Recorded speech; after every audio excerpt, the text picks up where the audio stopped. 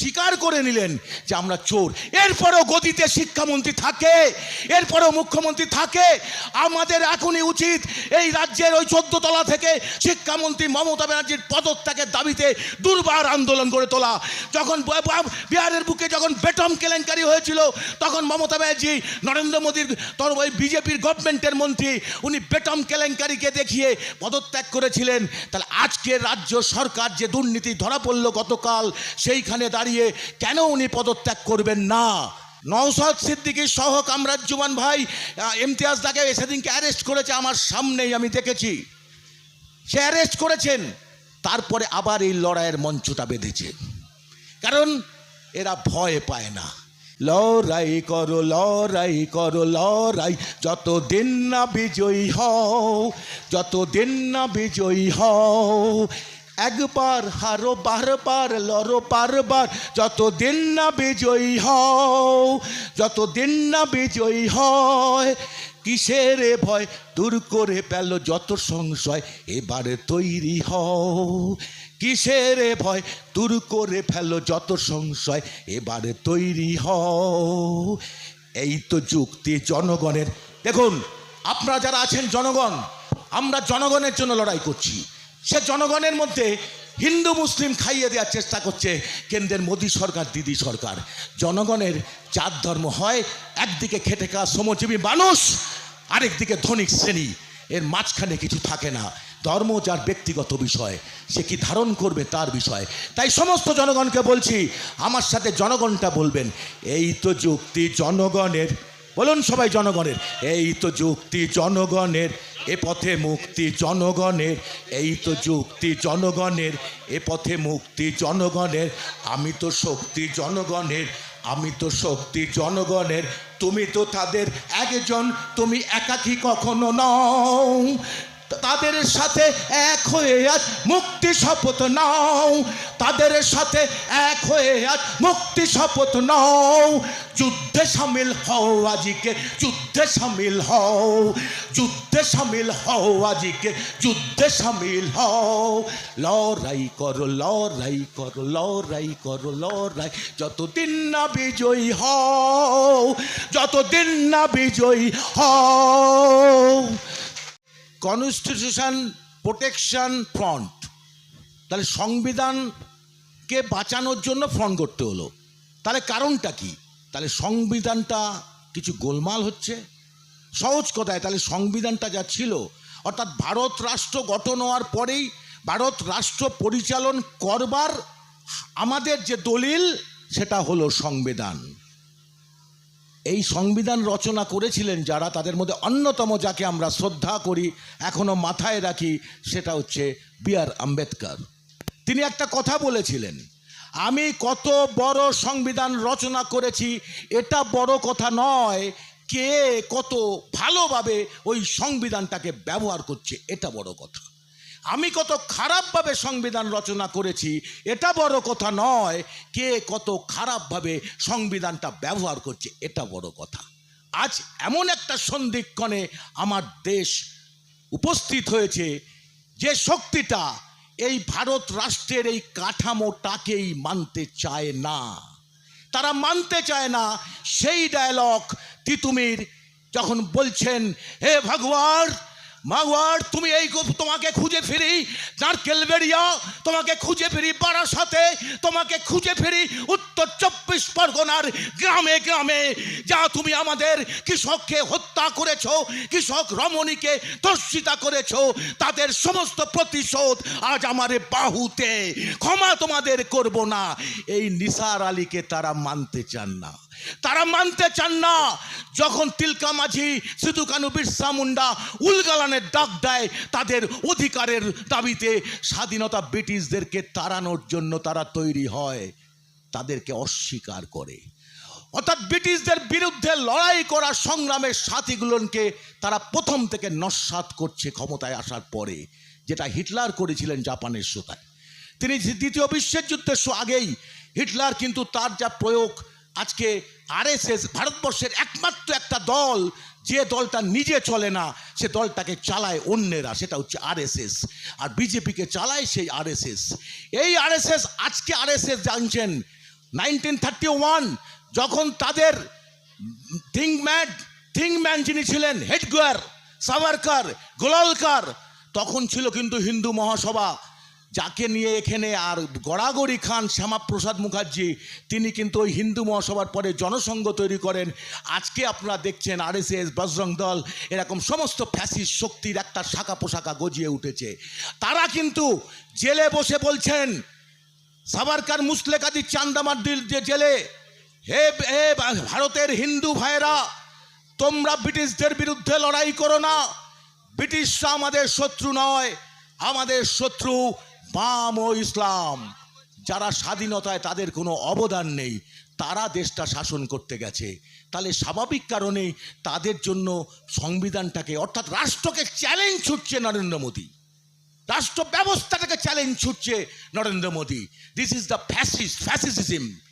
এই ফ্যাসিজমের বিরুদ্ধেই আজকে প্রোটেকশন ফ্রন্ট তৈরি হয়েছে এবং আগামী দিনে প্রোটেকশন ফ্রন্ট আরও দুর্বার আন্দোলন গড়ে তুলবে। সেই কারণে ওয়াকফ আইনের বিরুদ্ধে আইন করলেন, সেই কারণে এসআইআর করছেন। আসলে দেখবেন economy guided by the politics guided by the economy. একটা সরকার চলে অর্থনীতি নির্ভর।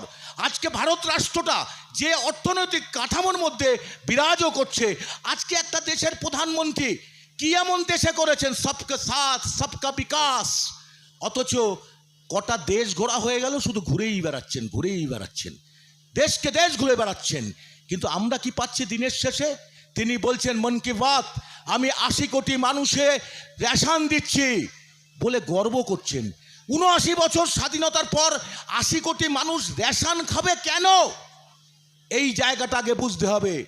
78 বছর 79 বছর ধরে শাসন ক্ষমতায় যারা আছেন, এই দেশটাকে চালান যারা, আপনারা ভোট দেন, আপনারা ভাবেন দেশ তো আমার ভোটে মোদি ক্ষমতায় যাচ্ছেন, মমতা ব্যানার্জি ক্ষমতায় যাচ্ছেন।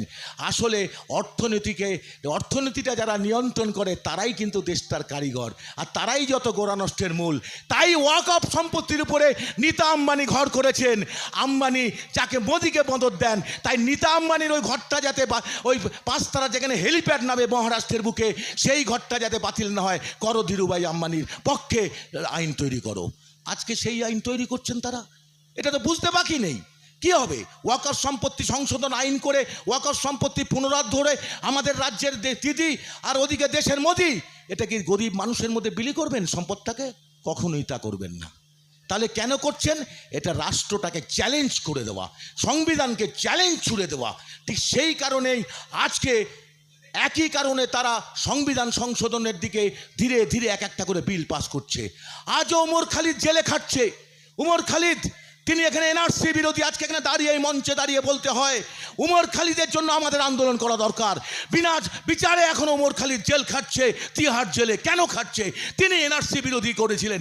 কই আজকের রাজ্যের মমতা ব্যানার্জি আমি এসআইআর করতো, উনি কিছুই করতে দেবেন না।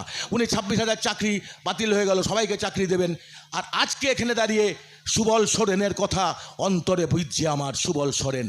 কারণ আমি আমার 18 বছর থেকে আমি আদিবাসী আন্দোলনের সাথে যুক্ত, দলিত আদিবাসী পিছলে পর প্রান্তিক মানুষের লড়াই সংগ্রামের সাথে যুক্ত, তারপর আইএসএফের লিডার। সুতরাং সুবল সোরেন আমার একটা রক্ত, যে রক্তটা চলে গেল কার জন্য? এই কৈফিয়ত মমতা ব্যানার্জিকে দিতে হবে, যিনি চোরেদের পক্ষে দালালি করে আজকে এখনো পর্যন্ত বলছেন যারা যদি এই 1800, 2000, 6000 চাকরি আগেই যদি উনি যোগ্য তালিকা বাতিল করে দিতেন, তাহলে তো এই অযোগ্যদের তালিকাটা হাইকোর্টে, সুপ্রিম কোর্টে সাবমিট করতেন, তাহলে তো 26,000 চাকরি বাতিল হতো না। তাহলে সাংবিধানিক সংকটটা তো উনি ডেকে আনলেন। সংবিধানের শপথ নিয়ে তো উনি বলেছিলেন আমি দেশটাকে শাসন করব সাংবিধানিকভাবে। তাহলে একটা সরকার স্বীকার করে নিলেন যে আমরা চোর। এরপরেও গদিতে শিক্ষামন্ত্রী থাকে, এরপরেও মুখ্যমন্ত্রী থাকে। আমাদের এখনই উচিত এই রাজ্যের ওই 14 তলা থেকে শিক্ষামন্ত্রী মমতা ব্যানার্জির পদত্যাগের দাবিতে দুর্বার আন্দোলন গড়ে তোলা। যখন বিহারের বুকে যখন বেটম কেলেঙ্কারি হয়েছিল, তখন মমতা ব্যানার্জি নরেন্দ্র মোদীর বিজেপির গভর্নমেন্টের মন্ত্রী, উনি বেটম কেলেঙ্কারিকে দেখিয়ে পদত্যাগ করেছিলেন। তাহলে আজকে রাজ্য সরকার যে দুর্নীতি ধরা পড়ল গতকাল, সেইখানে দাঁড়িয়ে কেন উনি পদত্যাগ করবেন না? তাই আমি সময় বেশি নষ্ট না করে একটা কথা আপনাদের বলবো, যে অনেক বক্তব্য রাখবেন, বলার কিছু থাকলেও এখানে অত বলা যাবে না। শুধু এইটুক আপনাদের বলি, আজকের যে স্ফুলিঙ্গ তৈরি হচ্ছে এটা দাবানলের মতো ছড়িয়ে পড়তে হবে। নওশাদ সিদ্দিকী সহ কামরাজ্জমান ভাই ইমতিয়াজ দাকে সেদিনকে অ্যারেস্ট করেছে আমার সামনেই, আমি দেখেছি। সে অ্যারেস্ট করেছেন, তারপরে আবার এই লড়াইয়ের মঞ্চটা বেঁধেছে। কারণ এরা ভয় পায় না। কারণ আমাদের এই অধিকার যদি টিকিয়ে রাখতে হয়, কেড়ে নিতে হয়, তাহলে লড়াইটাকে আমাদের জারি রাখতে হবেই। তাই আমি শেষ একটি আহ্বান রেখে আপনাদের কাছে আমার বক্তব্য শেষ করব। লড়াই করো, লড়াই করো, লড়াই, যতদিন না বিজয়ী হও, যতদিন না বিজয়ী হও। একবার হারো, বারবার লড়ো, বারবার, যতদিন না বিজয়ী হও, যতদিন না বিজয়ী হয়। কিসের ভয় দূর করে পেল যত সংশয়, এবারে তৈরি হও। কিসের ভয় দূর করে ফেলো যত সংশয়, এবারে তৈরি হও। এই তো যুক্তি জনগণের। দেখুন, আপনারা যারা আছেন জনগণ, আমরা জনগণের জন্য লড়াই করছি। সে জনগণের মধ্যে হিন্দু মুসলিম খাইয়ে দেওয়ার চেষ্টা করছে কেন্দ্রের মোদী সরকার, দিদি সরকার। জনগণের জাত ধর্ম হয়, একদিকে খেটে খাওয়া শ্রমজীবী মানুষ, আরেকদিকে ধনিক শ্রেণী, এর মাঝখানে কিছু থাকে না। ধর্ম যার ব্যক্তিগত বিষয়, সে কি ধারণ করবে তার বিষয়। তাই সমস্ত জনগণকে বলছি, আমার সাথে জনগণটা বলবেন, এই তো যুক্তি জনগণের। বলুন সবাই জনগণের। এই তো যুক্তি জনগণের, এ পথে মুক্তি জনগণের। এই তো যুক্তি জনগণের, এ পথে মুক্তি জনগণের। আমি তো শক্তি জনগণের, আমি তো শক্তি জনগণের। তুমি তো তাদের একজন, তুমি একাকী কখনো নও। তাদের সাথে এক হয়ে আজ মুক্তি শপথ নাও, তাদের সাথে এক হয়ে আজ মুক্তি শপথ নাও। যুদ্ধে সামিল হও আজিকে, যুদ্ধে সামিল হও, যুদ্ধে সামিল হও আজিকে, যুদ্ধে সামিল হও। লড়াই করো, লড়াই করো, লড়াই করো, লড়াই, যতদিন না বিজয়ী হও, যতদিন না বিজয়ী হও। ইনকলাব জিন্দাবাদ। সবাইকে সংগ্রামী অভিনন্দন।